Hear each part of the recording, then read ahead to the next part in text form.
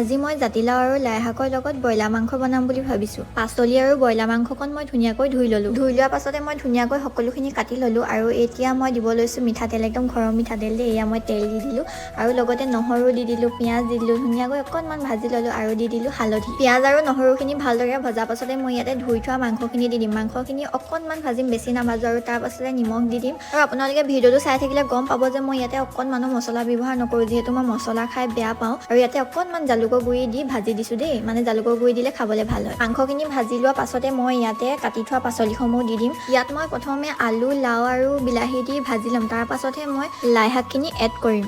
আৰু এইখিনি দি থোৱাৰ পাছতে মই ধুনীয়াকৈ ঢাকোনখন মাৰি দিম। আৰু এতিয়া মই দেখিছেনে ঢাকোনখন আঁতৰাই দিয়াৰ পাছত পুৰা ধুনীয়াকৈ সিজি গৈছে লাওখিনি। অকণমান জ্বলা হ'বৰ বাবে কেঁচা জলকীয়া দুটা কাটি দিছোঁ আৰু এতিয়া মই লাই শাকখিনি দি দিম। আৰু এতিয়া এনেকৈ দি থোৱাৰ পাছতে ঢাকোনখন মাৰি দিম। আৰু ঢাকোনখন মাৰি দিয়াৰ পাছতে দেখিছেনে লাই শাকখিনি অকণমান হৈ গ'ল আৰু এতিয়া মই মাংসখিনিৰ লগত মিক্স কৰি দিম। আগতে মই অকল লাই শাক দিহে চিকেন বনাইছিলোঁ, কিন্তু আজি লাও আৰু লাই শাক দুইটা একেলগতে দি প্ৰথমবাৰৰ বাবে এনেকৈ বনাইছোঁ। পানীটো দি অকণমান উতলিব দিয়াৰ পাছতে আমাৰ তৰকাৰী ৰেডি আৰু মই এতিয়া ভাত বাঢ়ি মেলি খাই আছোঁ। আপোনালোকে দেখিছেনে? আৰু বহুত বেছি সোৱাদ হৈছিলে দেই। আপোনালোকে এনেকৈ বনাই মেলি খাব আৰু মোকো কমেণ্ট কৰি জনাব দেই। Bye bye.